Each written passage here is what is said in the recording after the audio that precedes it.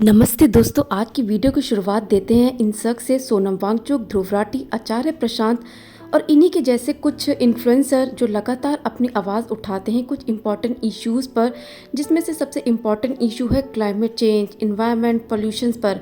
दोस्तों, अपने वीडियोस के माध्यम से ये लगातार अपने आवाज़ उठाते रहते हैं, बट हमारी गवर्नमेंट कोई एक्शन नहीं लेती। बहुत ही डिसअपॉइंटेड वाली बात है। हाल ही में दिवाली के टाइम पे मैंने एक आर्टिकल देखा था, IQAIR ने बताया था, जहाँ पे कि India is the third most polluted country in the world. जहाँ पे दोस्तों जो टॉप 50 सिटीज़ होती हैं उसमें जो 42 सिटीज़ आती हैं वो इंडिया की आती हैं, जिसमें बिहार का बेगूसराय जो है was the most polluted metropolitan area of 2023। उसके बाद गुवाहाटी, देन दिल्ली का नाम आता है। दिल्ली का एक्सपीरियंस मेरे को ऑलरेडी है, क्योंकि मैं वहाँ पे काफ़ी टाइम तक रह चुकी हूँ। विंटर के टाइम पे जो स्मॉग होता है, बर्निंग फीलिंग्स जो आंखों में होती है, वो रियली एक वर्स्ट लेवल पर होती है।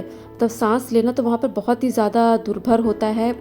मेरे फ्रेंड्स और फैमिलीज़ जो भी रहते हैं वो मेरे को रेगुलरली बेस पर फ़ोटोज़ भेजते हैं। तो यही सोच करके लगता है कि मतलब कितनी सीवियर कंडीशन है और हमारी गवर्नमेंट कुछ नहीं कर रही है। तो दोस्तों, इंडिया से पहले बांग्लादेश और पाकिस्तान का नाम आता है, जहाँ का AQI जो है, जहाँ वायु प्रदूषण एक सीवियर लेवल पर है। तो दोस्तों, 2022 में इंडिया के जो रैंक थी वो 8 पोजीशन पे थी मोस्ट पॉल्यूटेड कंट्री में। अब आ गई है दोस्तों खिसक कर थर्ड। मतलब ये है कि हमने कुछ काम ही नहीं किया, हमारे जो पॉलिटिशियंस हैं उन्होंने इस फील्ड में कुछ भी काम नहीं किया, तभी तो हम 8 पोजीशन से सीधे थर्ड पर आ गए हैं। तो जो कुछ सिटीज़ हैं उनमें ग्रेटर नोएडा, मुजफ्फरनगर, गुड़गांव, दादरी, पटना, गाज़ियाबाद, कानपुर, मेरठ और बहुत सारी सिटीज़ हैं दोस्तों, जहाँ का AQI जो है वो बहुत ही वर्स्ट लेवल का है। एक तरफ तो दोस्तों हमारे देश में बात की जाती है विश्व गुरु बनने की, पॉलिटिशियंस इतनी बड़ी बड़ी बात करते हैं, और जब पर्यावरण की बात आती है तो दोस्तों सारे के सारे एकदम साइलेंट हो जाते हैं। इस पर कोई बात नहीं करती, किसी ने कोई ट्वीट नहीं किया कि हाँ पॉल्यूशन की कितनी ज़्यादा हालत ख़राब हो रखी है। और दिल्ली के तो न्यूज़ मैं रेगुलरली बेसिस पर देख ही रही हूँ। ये जो आप मैप में देख रहे हैं, जितने भी वहाँ के जो एरियाज़ हैं, सबका जो AQI है वो 300 प्लस है। आप समझ सकते हैं कि बच्चों की, बुज़ुर्गों की, सबकी वहाँ पे क्या हालत होगी। एडमिट हो रहे हैं लोग वहाँ पर। तो मतलब गवर्नमेंट कुछ मतलब ध्यान ही नहीं दे रही है इस पर, ब्लेम गेम चल रहा है। दिल्ली का कल का जो AQI था वो 400 प्लस था। तो आप सोच सकते हैं, ये आप इंडिकेट देख रहे हैं मतलब किस तरह से लग रहा है ये। तो बहुत ही हम हैजर्डस सिचुएशन में हैं। और पॉलिटिशियंस यहाँ पे दोस्तों इन मैटर्स पे एकदम चुप रहते हैं। पर्यावरण का मुद्दा तो हमारे यहाँ का सबसे लास्ट में आता है। हालांकि दिल्ली NCR में अब ग्रैब फोर्थ लागू कर दिया है, जब सुप्रीम कोर्ट ने गवर्नमेंट को काफ़ी बोला था, जिसके तहत काफ़ी चीज़ें बैन हुई हैं, जिसमें एजुकेशनल इंस्टीट्यूट हो गया, कई सारे जो व्हीकल्स होते हैं अदर सिटीज़ आते हैं उनको बैन किया गया है। तो दोस्तों, एयर क्वालिटी इंडेक्स जो होता है उसमें 0 to 50 गुड होता है, जो कि बहुत कम सिटीज़ में है। इंडिया की मैंने चेक किया था, कुछ साउथ की सिटीज़ थी, कुछ हिल की सिटीज़ थी। अदरवाइज़ ऑलमोस्ट हर सिटीज़ में मैं जब चेक कर रही थी इधर 2 वीक से, 200 से 300 या 300 से 500, 500 आप समझ लीजिए एक लास्ट होता है। और हम उस पीक लेवल पर आ चुके हैं। मतलब ये है कि हमारा देश वेट कर रहा था कि हाँ हम इस पीक लेवल पर पहुँचें, और उससे पहले की हमारी कोई प्लानिंग नहीं थी, कोई एक्शन नहीं लिया गया था। हम एक हैजार्डस सिचुएशन में हैं, जहाँ पे दिल्ली तो एकदम वर्स्ट सिचुएशन में है। इसके अलावा मैंने MP का भी चेक किया था, वहाँ पे भी कुछ कुछ सिटीज़ हैं जहाँ हालत बहुत ज़्यादा ख़राब है। मैं अपने दोस्तों को देखती हूँ जो बाहर रहते हैं, वो जब फ़ोटोज़ भेजते हैं तो वहाँ का जब मैं AQI चेक करती हूँ 26, 30, 50, 60 इतना ही रहता है।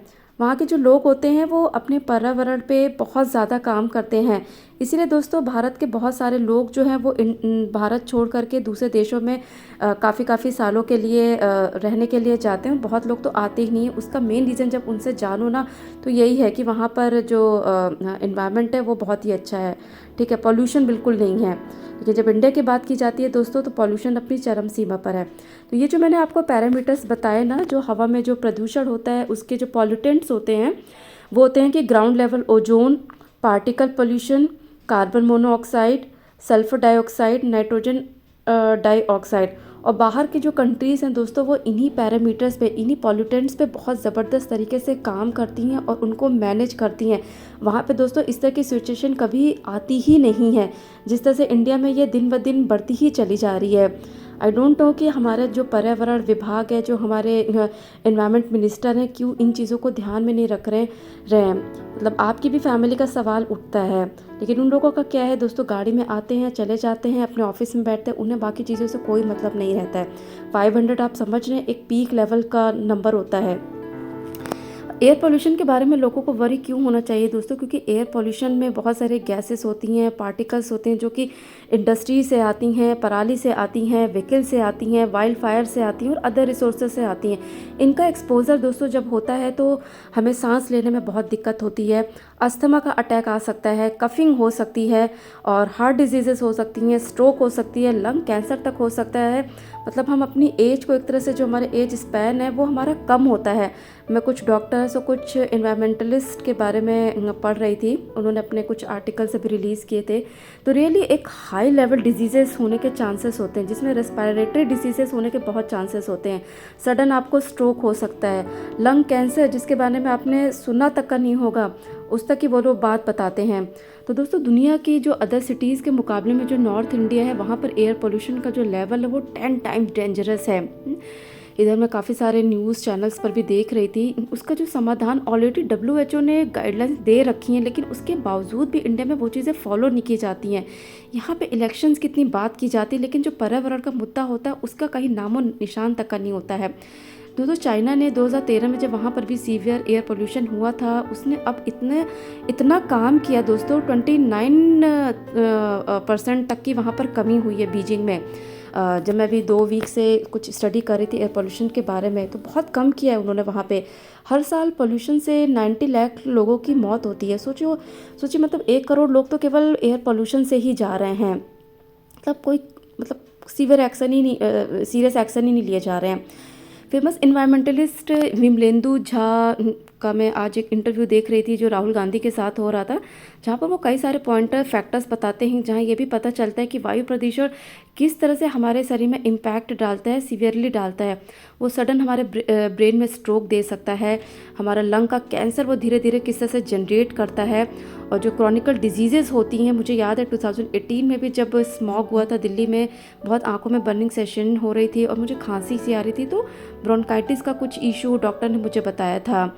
तो दोस्तों इसी तरह की जो डिजीज़ेज़ होती हैं वो धीरे धीरे से हमारी बॉडी के अंदर जाती हैं और एक भयावह बीमारी का हिस्सा ले लेती हैं। जैसे आप ये जो देखते होंगे ना, इनके जो पैरामीटर होते हैं जिसमें PM 2.5, तो ये कुछ पार्टिकल्स होते हैं जो ग्रेजुअली जो हमारे लंग्स होते हैं उनके जो ऊपरी हिस्से होते हैं, जब आप अपनी बॉडी को एनालाइज करेंगे, फेफड़ों को देखेंगे, तो ये जो पार्टिकल्स होते हैं ये वहाँ पे जाकर के अपनी परत सी जमा लेते हैं, जो ब्रोंकाई ट्रैकिया होता है वहाँ पर दोस्तों ये जम जाती हैं, जिसकी वजह से हमें अंदर से खांसी लेनी पड़ती है। उसके बाद दोस्तों उसका ट्रीटमेंट सिर्फ एक डॉक्टर ही कर सकता है, अगर आपने उसको टाइम में दिखा दिया। अदरवाइज़ दोस्तों ये बहुत ही बड़ी बड़ी बीमारियों में कन्वर्ट हो जाता है। मतलब हमारे हेल्थ मिनिस्टर्स जो हो गए, मतलब environment minister, I don't know इन चीज़ों को क्यों नहीं एक सीरियस उसमें लेकर के आते हैं। तो दोस्तों वायु प्रदूषण का मतलब होता है हवा में हानिकारक गैसों और पार्टिकल्स का प्रवेश होना। वायु प्रदूषण से मानव स्वास्थ्य और पर्यावरण को नुकसान बहुत ही सीवियर लेवल पर पहुंचता है। एयर पोल्यूशन के कारण ही गैसें, केमिकल्स और छोटे छोटे कण जो इकट्ठा हो जाते हैं, जैसे मैंने आपको प्रीवियस इमेज में दिखाया, जो कि हमारे लंग्स में वो धीरे धीरे डिपॉजिट होते चले जाते हैं। इसका एग्जाम्पल मैंने बताया कि कार्बन मोनोऑक्साइड, मीथेन, ये सारी गैसेस होती हैं। उसके बाद दोस्तों इसके रीज़न जो है वो यही है कि फॉसिल फॉइल्स हो गए, फ्यूल्स हो गए, उनका जलना, व्हीकल से निकलने वाला पोल्यूशन हो गया, ये जो आप पराली देख रहे हैं इनका उत्सर्जन हो गया, स्मोकिंग हो गया। लेकिन बीते कुछ सालों में ये जो पराली जलती है पंजाब हरियाणा साइड में और कुछ अदर स्टेट्स में, पहले ये मैनुअली होती थी, लोग फसलों को हाथ से काटते थे। अब जब से कुछ इनकी मशीन्स आ गई हैं, उससे जब ये एक साथ जलती हैं तो एक बड़े लेवल पे पोल्यूशन होता है और ये दिल्ली में इसका इम्पैक्ट सबसे ज़्यादा होता है। तो दोस्तों फेमस यूट्यूबर ध्रुव राठी ने एयर पोल्यूशन पे आज से 5 साल पहले भी वीडियो बनाया था और 2-3 दिन पहले भी उन्होंने रिक्वेस्ट की थी गवर्नमेंट से कि एयर पोल्यूशन पे, साफ़ सुथरी हवा पर गवर्नमेंट ध्यान दे। कुछ और सॉल्यूशंस बताए थे उन्होंने और अभी भी वो कुछ ना कुछ वीडियो बनाते ही हैं कि गवर्नमेंट यहाँ पे उनको एक्शन लेने की ज़रूरत है, पर दोस्तों गवर्नमेंट बिल्कुल इग्नोर कर देती है। रवीश कुमार फेमस जर्नलिस्ट है, उन्होंने अभी दिल्ली इन डेंजर क्या होगा इस हवा पर 2 वीडियोस बताए थे, जहाँ पे उन्होंने दिल्ली की एकदम रियलिटी दिखाई थी। बस सरकारों का ब्लेम गेम चलता रहता है एक दूसरे के ऊपर, स्टेट का गवर्नमेंट का स्टेट के ऊपर चलता रहता है। और दोस्तों ये एक नेशनल इमरजेंसी है, यहाँ पर तो साथ मिलकर काम करना चाहिए। सोनम वांगचुक कितनी बार क्लाइमेट चेंज हो गया, पोल्यूशन हो गया, इसके बारे में बात करते हैं। लद्दाख से वो कितना इन मैटर्स के बारे में बोलते हैं। दिल्ली भी आए थे तो उन्होंने क्लाइमेट चेंज के बारे में बात की थी।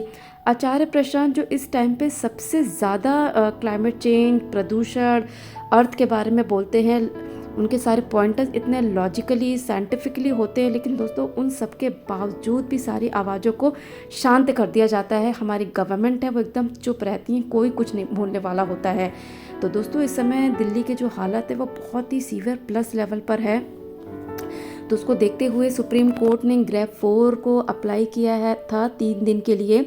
तो ग्रेड 4 में दोस्तों बेसिकली कुछ कुछ जो स्टेजेस होती हैं, जब वो स्टेज 4 आप क्रॉस करते, एक ही है जब 450 प्लस हो जाता है, इस समय जो दिल्ली का चल रहा है 497, तो वहाँ पे एजुकेशन इंस्टीट्यूट, बाहर के जो साधन होते हैं आने वाले, उनको बंद कर दिया जाता है।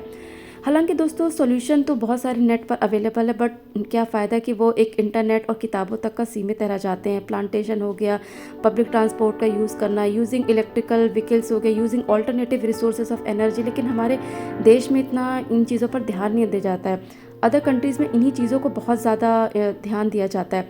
मैं तो बस सिंपल सॉल्यूशन बोलूँ, आप अपनी फैमिली का ध्यान रखिए, बाहर जाने से बचिए, मास्क पहनिए, अपने हाथों को रेगुलरली फ्रिक्वेंटली वॉश कीजिए, हेल्दी फूड खाइए, सैलिड, दाल, नट्स लीजिए, हाइड्रेटेड रहिए, पानी लीजिए, हर्बल टी लीजिए, प्लांटेशन अपने घर के आसपास कीजिए, घर के अंदर रखिए, इंडोर प्लांट्स रखिए, प्राणायाम कीजिए। प्राणायाम 15 मिनट रोज़ करेंगे तो दोस्तों बहुत हेल्प मिलती है। उसके बाद दोस्तों डॉक्टर APJ अब्दुल कलाम ने हमें बहुत सोल्यूशन दिए थे। आज से 15 साल पहले मैंने उनकी बुक पढ़ी थी, उसके बाद उन्होंने ओथ्स बताई थी कि इन्वायरमेंट को हम कैसे टेक केयर कर सकते हैं, फॉसिल फ्यूल्स को मिनिमाइज़ कैसे कर सकते हैं और एक बड़ा चेंज लेकर के आ सकते हैं अपने पर्यावरण में। लेकिन दोस्तों ये सब चीज़ें एक साइड कर दी जाती हैं, मतलब हमारे इतने अच्छे अच्छे इन्फ्लुएंसर्स आए हैं, लोग आए हैं, लेकिन इनकी बातों को एक साइड कर दिया जाता है। बस यहाँ पर हमेशा से पॉलिटिक्स चलती है, चलती है, चलती रहेगी। तो दोस्तों बस मेरा कहना यही है, आप अपना और अपनी फैमिली का ध्यान रखिए। ये जो मैंने आपको सॉल्यूशन बताए हैं, बस आप इन पर ध्यान रखिए। बड़ा दुख होता है कि हमको पृथ्वी दी गई थी कि इसका ध्यान रखने के लिए, लेकिन हमारी कंट्री में इसका ध्यान बिल्कुल भी नहीं दिया जाता है। मेरे मुंह से तो बस यही निकला कि अर्थ तुमने बहुत कुछ दिया है, थैंक यू, बट हम आपको प्रोटेक्ट नहीं कर पाए, सॉरी। इंडिया पर तो ये चीज़ बिल्कुल लागू होती, क्योंकि यहाँ पे बिल्कुल काम नहीं होता है। आशा करती हूँ दोस्तों आपको इस वीडियो से छोटी सी जानकारी मिली होगी और छोटे छोटे सॉल्यूशंस आप करेंगे। इस वीडियो को दोस्तों देखने के लिए बहुत बहुत धन्यवाद। Thank you for watching this special video on environment and air pollution. Thank you so much.